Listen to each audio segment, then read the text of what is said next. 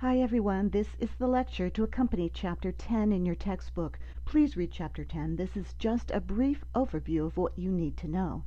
Okay, let's discuss how to use language effectively. Humans are unique among the life forms on this planet in that we use language. Yes, other species can communicate, but we use words to create ideas and images in the minds of other people. Words are symbols that stand for something else. Objects that exist in reality, or abstract ideas that only exist in our minds. Through words we can refer to things in the past, present, and future. And as far as we know, we're the only species on this planet that can use symbols in this way. We don't transfer ideas from one person to another with our words. We trigger the minds of other people to think of the words we're saying and translate them. That's because language is arbitrary, ambiguous, abstract, and active. It's arbitrary because there's no direct connection between a word and the thing it represents. For example, when I say the word chair, a chair doesn't fall out of my mouth, and chair in English means the same thing as chaise in French. The people in France decided that chaise would mean the thing that you sit in. Language is also ambiguous, which means that a word can have multiple meanings. The denotative meaning of a word is its dictionary definition, but that word could have a personal meaning for any given individual. Language can also vary in its level of abstractness, from very vague and abstract to very clear and precise. And language is active, it's always changing. A word that used to mean one thing now means something else.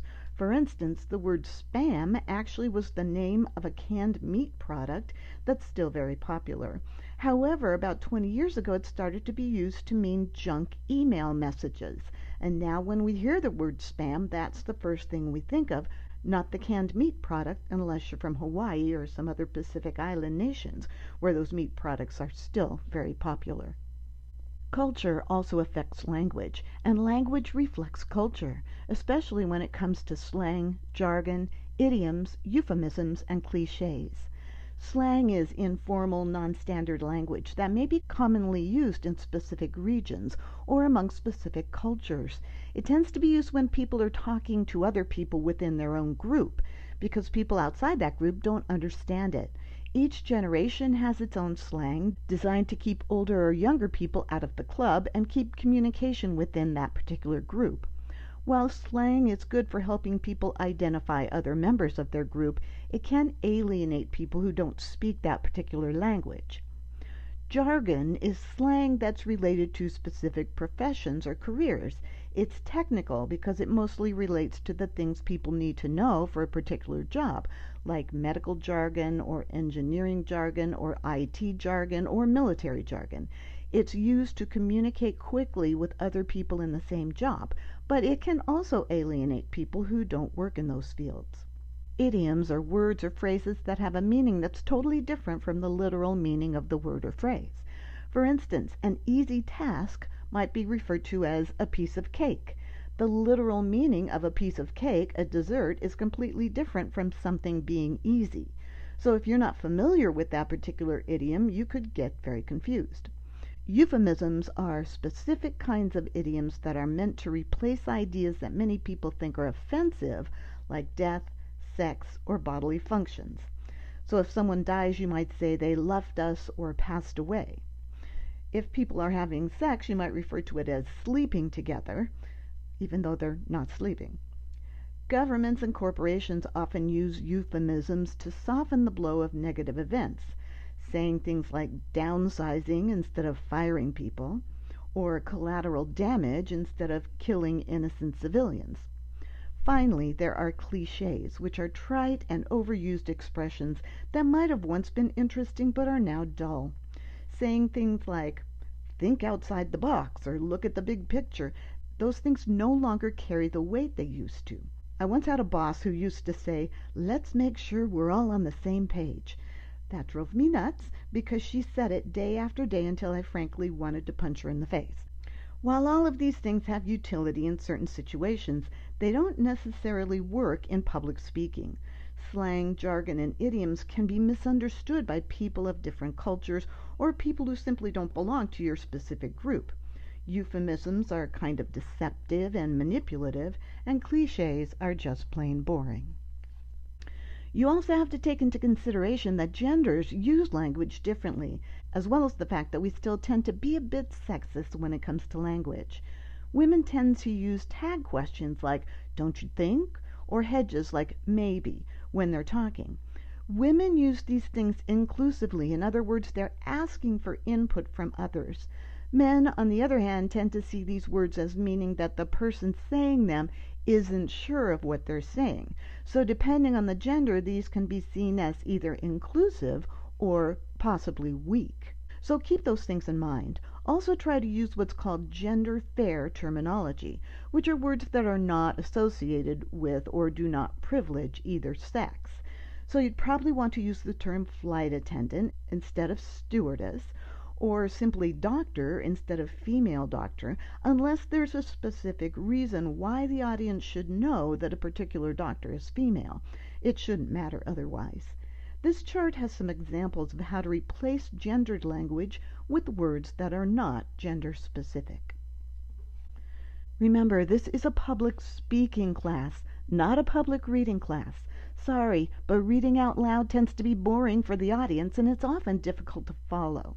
That's why you use speaking notes instead of a manuscript. Public speaking occurs in the moment. The audience needs to use all their senses to get that message. Your tone is more conversational than formal. Once you've said something, it's out there and you can't take it back. And while you'll be giving us facts and statistics as part of your supporting material, public speaking is a good vehicle for making your ideas come alive through narrative.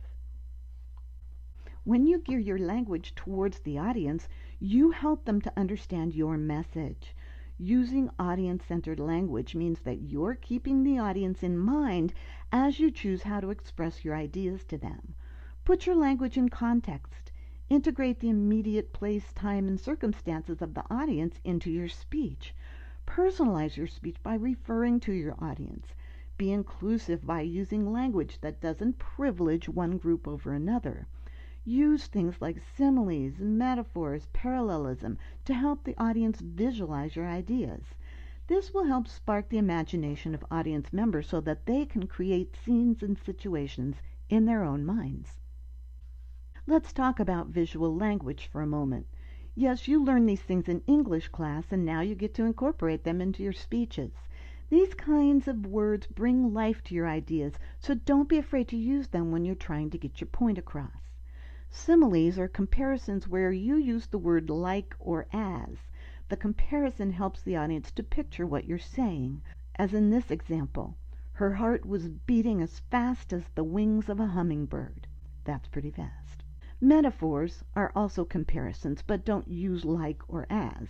If you say someone has a heart of stone, you aren't saying their heart is actually stone, but you're saying that they are cold and unfeeling. You're comparing their heart to a stone in a literary way. Parallelism is repetition for emphasis. So a saying like father, like son, or easy come, easy go are examples of this. Rhyme, which incorporates similar sounding endings, is common in music, but depending on your topic, it may also work in a speech to help the audience remember something important like stay alive, don't text and drive. Alliteration is repetitive sounds in a series of words. If it's used wisely, it can give emphasis to an idea or help an audience remember it. The phrase who, what, when, where, why can help an audience remember the 5 W's that highlight journalistic writing. Finally, antithesis is the juxtaposition of opposites for emphasis. Like Neil Armstrong's phrase, as he set foot on the moon, that's one small step for man, one giant leap for mankind. Using interesting, effective language will engage your audience and help you to get your ideas across in a memorable way. Carefully think about the power of words and how you can use them in your speeches. Okay, you're ready to go to MindTap.